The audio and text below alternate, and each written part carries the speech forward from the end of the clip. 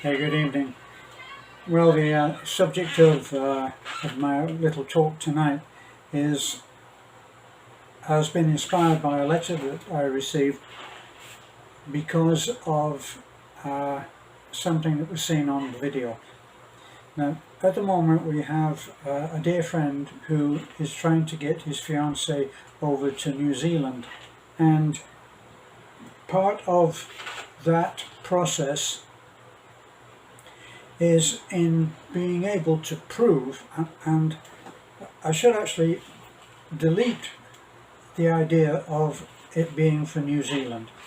This is not for New Zealand, it's for any immigration possibly in the world, and it's based on some on a lot of experience, some of it quite bitter, in trying to get my then fiancée into, well actually it was my then wife, into America. So what's the scene? Well, John wrote to me and said, is that I saw you give 2 envelopes to the lady, and the lady in question was a fiancée of my friend. And the 2 envelopes, there's no mystery there. There's no mystery and there's no secret. There's a letter in one of those envelopes. The other one is a spare because I was going to leave that envelope for my friend at the Vidasto, so I put her name on it. Okay, so I thought that maybe she wouldn't want to have her name on the outside of the envelope when she submitted that, so I gave her a second envelope. It's as simple as that. Now the letter, actually what I should do is I should very quickly give me a moment while I go in and get the letter, and you can see it, and you can see that there's no secret there.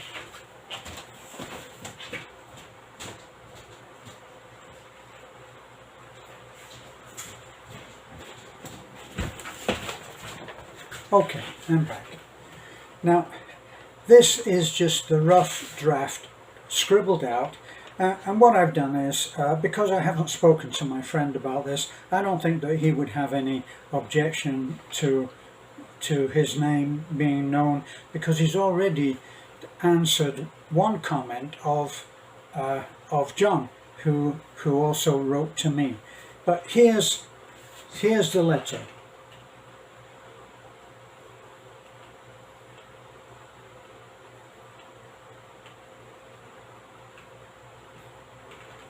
Now, just in case you can't zoom in on that and read it, I'll read the letter. It's no great manuscript. It won't go down in history. It's just a bread and butter testimonial of the relationship of my friend. Let me do it. Now I put the address at the top, okay, just in case anybody thinks that this might help them, and the date. It should have the date, shouldn't it? Now, I put on the top, across the centre, to whom it may concern, because you don't know who's going to be reading this, whether they're a man or a woman, or nowadays you don't know if there's something in between. Okay, we won't go into that, okay. So, I put, to whom it may concern. I have known blank blank and blank blank blank for 4 years, and can witness to their relationship. During this time, blank has built a house for blank and her family, and been responsible for bringing many positive changes to the entire family. Their relationship is sincere and the commitment is mutual. I think it's important to put that in, that the commitment is mutual, in my belief. Now, the commitment is mutual and firm. The couple have visited our home on many occasions and stayed overnight in our guest house when that was opened. So, blank has been a strong supporter of our mission to help the less fortunate in Bohol, donating money, tools and equipment, and this is all absolutely true. Everything that I have now read to you is absolutely true. It is my belief they are a committed couple in a good relationship and are deserving of all assistance in their plans to visit New Zealand. Please afford them all assistance needed to allow blank to visit New Zealand in the near future. I am yours truly, and then my signature. And I think it needs to be a written letter. It needs to be hard copy. Now, so let me give you some of my own experiences. Now, it's no secret that I was married before and have been divorced. I had what turned out to be, let's say, an unfortunate choice of partner. I went to a great deal of trouble. I found my partner in China. I went to China several times, spent a great deal of money in going out there and in getting my partner over to America. Now, this is where the story really begins, because I went through hell trying to get that lady to join me. Now, I made the mistake of, and I'm not sure, can't say that this is for every country, but it certainly is true in my experience for America. So if you're looking at this and you're looking at the Philippines just out of interest, but actually you're living in America and you're going through all of the changes that must be happening there, it must be even worse now. Right, so it's actually quicker to get your fiance to join you than to get your wife to join you. Now, I made the mistake of doing it the wrong way around. I went and I was in China for quite a few weeks, a couple of months maybe, and during that time I got married. I married in the Chinese equivalent of the registry office, and so then this is now my wife. So I then come over and then we start. Now, what happens in most cases, and I think that this would probably be the same for New Zealand, as we started off by talking about this problem for John. Now, what usually happens is you fill in the paperwork. Now, let me give you a few suggestions as to how you should approach this. The way that my friend blank, actually it's Kevin, and he's already revealed that to John in the open forum of comments. So Kevin is in the process now of doing things like this letter.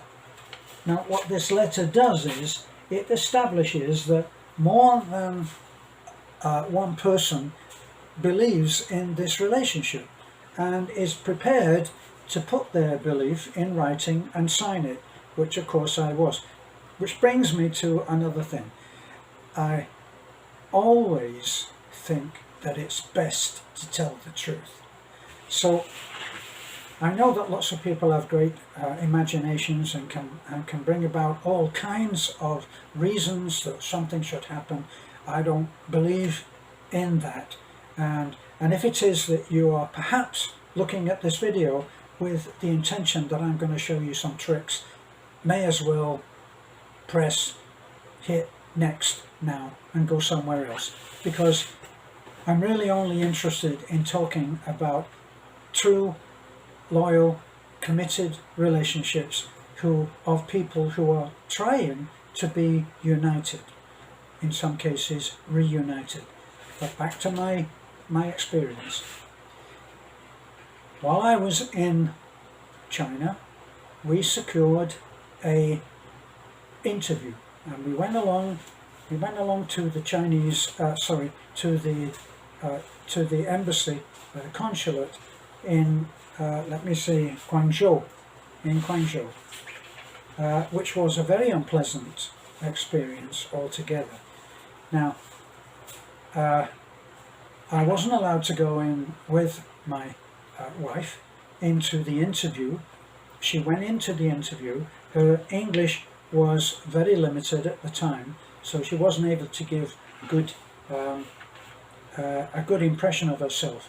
She had the interview, and they turned her down. So here I am.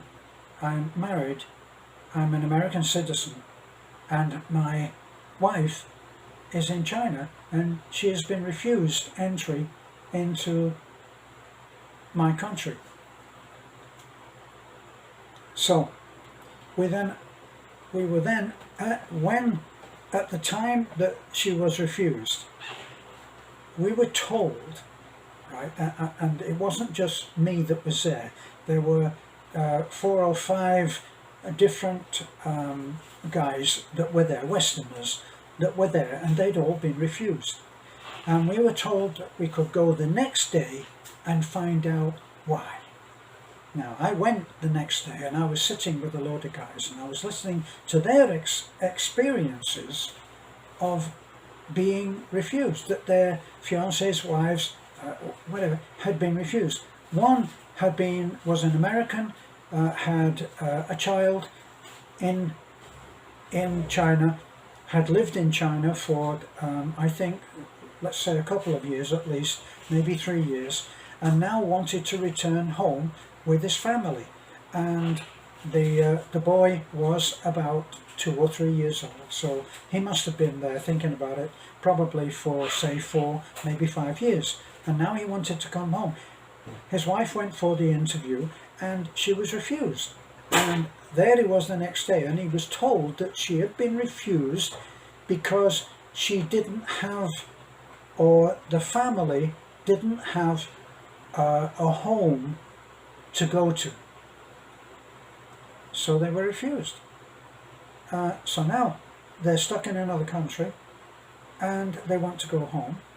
And he is an American citizen. He was American born, not like me, where I took on American citizenship while I was there.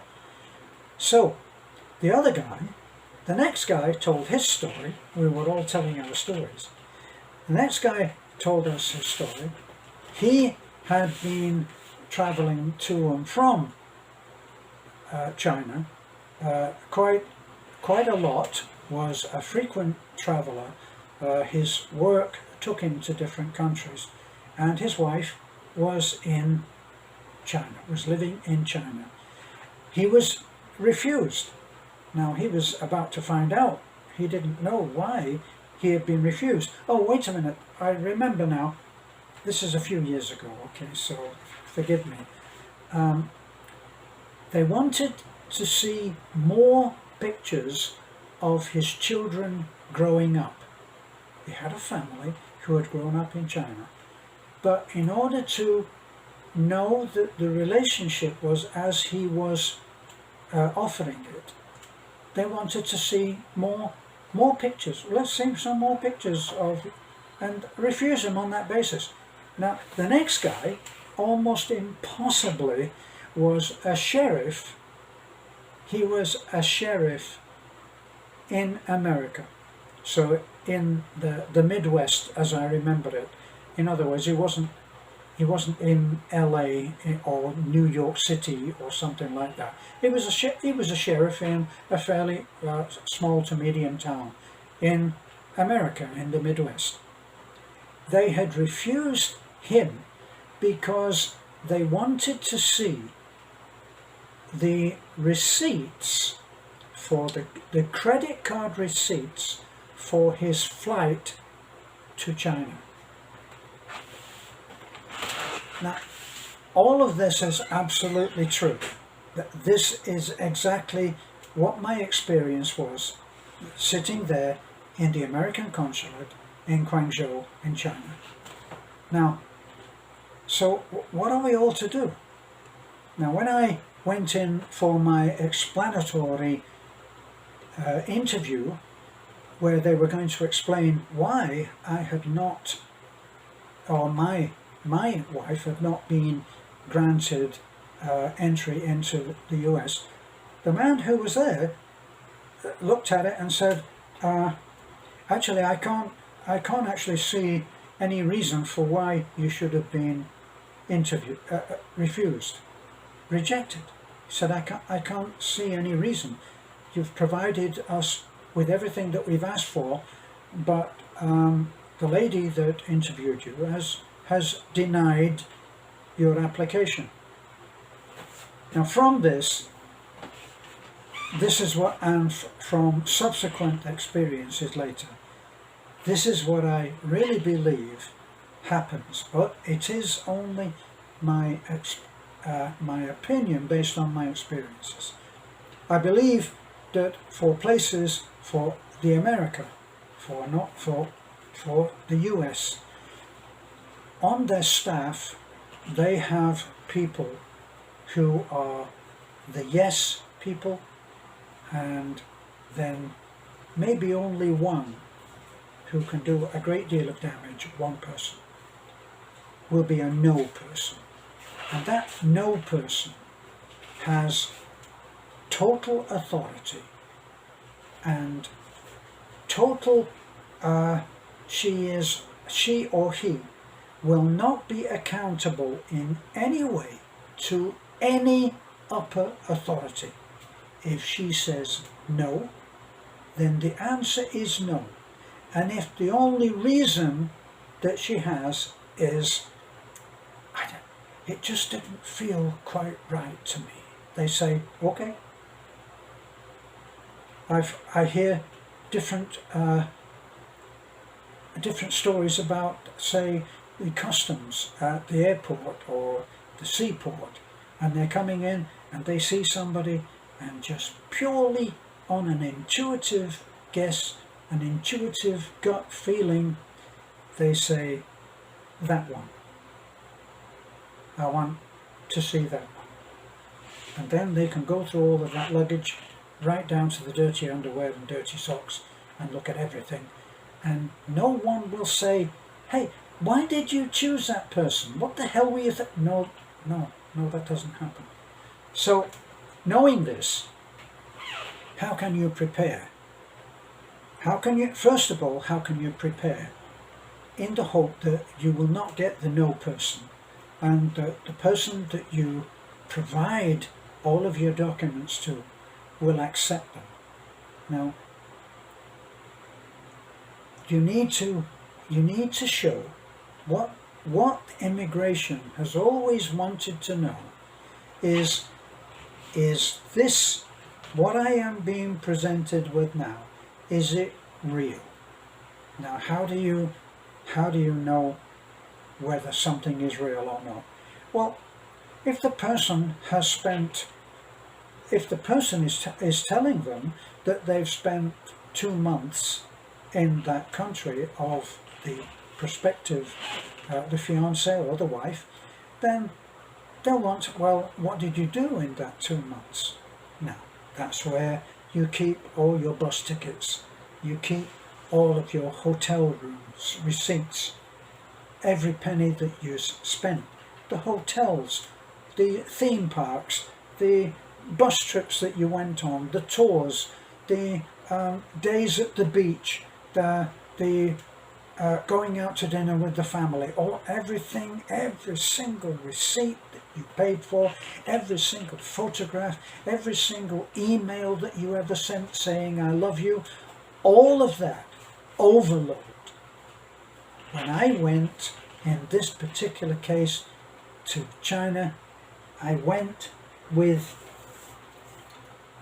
a stack of emails like this, everyday emails, where I had written to my wife over the course of a long time. Now, what happened next was she then went for another interview, and lo and behold, she got the same person, and the same person said, no. Watch my lips? No. Now what?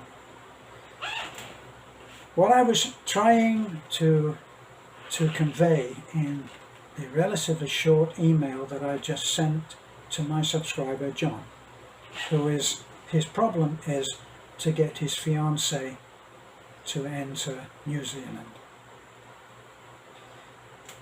What I tried to convey to him is, you cannot afford to take no for an answer. So therefore, if you can't take no for an answer, you must succeed. You will succeed. Now, how can that be?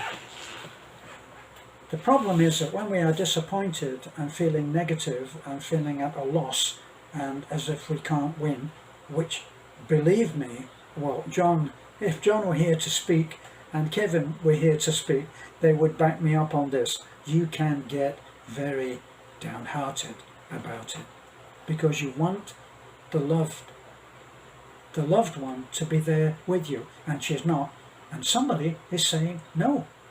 So what you have to do is then work out,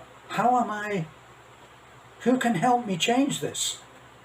Now, in my case, I was living in Fort Myers. I wrote, I think, 100 letters. I sent 100 letters to everybody I knew and people I didn't know, and I made my case and I said this is impossible. And right at that particular time that I was trying to get my then wife into the country to join me, a boatload of Cuban refugees who had fled from Cuba, and they arrived, I think probably Miami, and they were able to claim the foot down rule. There's a rule that I'm paraphrasing it now, but there's a rule. And in other words, if you come in by boat and you're a refugee and you're going to claim asylum, if you can just put your foot down on American soil, then you will not be turned away. They then take you, and now it's probably even greater the help that you get. They will give you money to survive, put you in a hotel, and all kinds of almost fairy tale things. Now back for me, that didn't happen. And I put forward the thing is, I bear no ill will to any refugee who was seeking asylum, but how can this be right that I have gone through all of the right channels and I may now have to leave my country to join my wife and live in China because I am not being allowed to claim her to live with me in America. This brings me to something that I said to John. I don't believe that you should lie to try to do tricks. And if you say this, they'll say that. And if you can claim this and you have the lumbosis or you have, I don't know, ingrowing toenails, or you can do that, and how much you need this, and it cannot. I don't believe in that. But I believe that you should still learn to tell your story in a way which will draw in the person who is reading your application. So, here's what I advised John to do. I said, while we've said tell the truth. That said, you need to learn to tell your story in truth,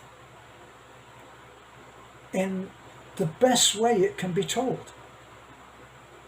Now, a lot of people, haters included, have said, oh yeah, well, you're a storyteller and you're a great storyteller, or you're this or that.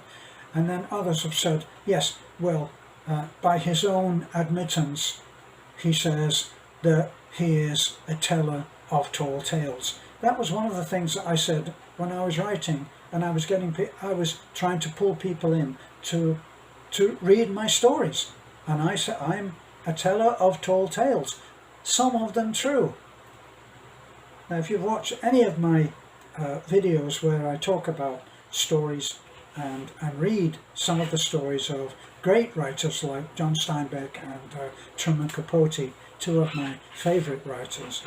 If you have watched any of those videos, you'll know that most writers have a grain of truth at the centre of every story. And then they go on from there to expand into a story with a beginning, a middle and an end. So here you are, John, Kevin. You need to be able to work out how are you going to get attention to your story. Now here's what I did. I wrote my story. I wrote my story down and said, how can it be right that I may have to leave? And that was my kind of closing argument. How can it be right that I have to leave my country in order to be with my wife and live in a foreign country, simply because I've been turned down by one person, which is what it amounts to. So, going from there, I said, who can I get to actually help me? Now I sent my letter out, and I sent it to a lot of people who knew people who were in, like right now, for what it's worth, I know the mayor of Atafi. I know the police chief of Atafi, for what it's worth. Now, this was the same situation with my open letter that I sent to people. Now, I also went to see my congressman in Cape Coral, and I'd written a letter, and I think someone had also written to him as a result of my writing to them, my open letter. Now here's the other thing, on a marketing, sorry to pull it down to this, but it does work out. On a marketing thing, if someone sends, say on a TV program, and they send to the TV company, if they get one or two letters, say one or two or three letters saying that they don't like this program, that's one thing, one or two letters, okay. Now, if they've got a potential or actual first viewing of several million people or 1 million people, and they have a way of knowing this, if there's a million people have watched it and just 50 to maybe 100 viewers write in to say, I think that this is. Now, what's 50 or 100 people out of 1 million or 2 million? Very, very little. But because they've written and expressed their view, it will be taken seriously. So, I went on that basis. And I think that what happened was, for that congressman in Cape Coral, who had his office in Cape Coral, he got maybe 3 or 4 or 5 letters concerning my case.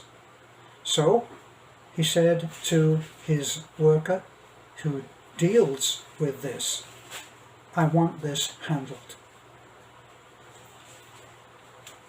And it got handled.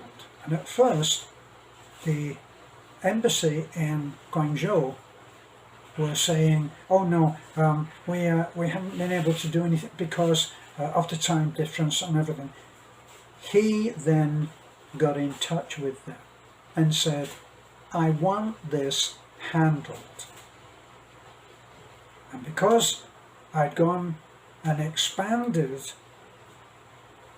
the number of people who were interested in my case, it eventually was handled. She went for a third interview and was granted entry. And then, of course, then it was a simple thing of she made her arrangements to come. I went there and I got her and came back, and it was all downhill. It was all downhill from there. It never worked. It was a bad choice. I'm not complaining. I'm not aiming blame. I have my horror stories. I'll keep them to myself, thank you. It didn't work. And we got divorced. We got divorced. It was all part of a huge, catastrophic period in my life where everybody was losing their home and I was just one of them. And so, yes, I sold up the little that I had, and I came out eventually after, well, it took 2 years, but eventually I came out. I did try to reconcile. It was never going anywhere, and the more that I learned about what had been happening that I didn't know about up to that point, I knew that it would never have worked. So we parted company, and we are not in touch and will never be in touch. Sometimes it has to be that way. Now, back to John. What you need to do, John, is to understand that in this cloud of uncertainty, someone in the New Zealand immigration, and Kevin, someone is there who will say yes. Your problem, your mission impossible, should you choose to accept it, is to find them. And the way that you do that is you make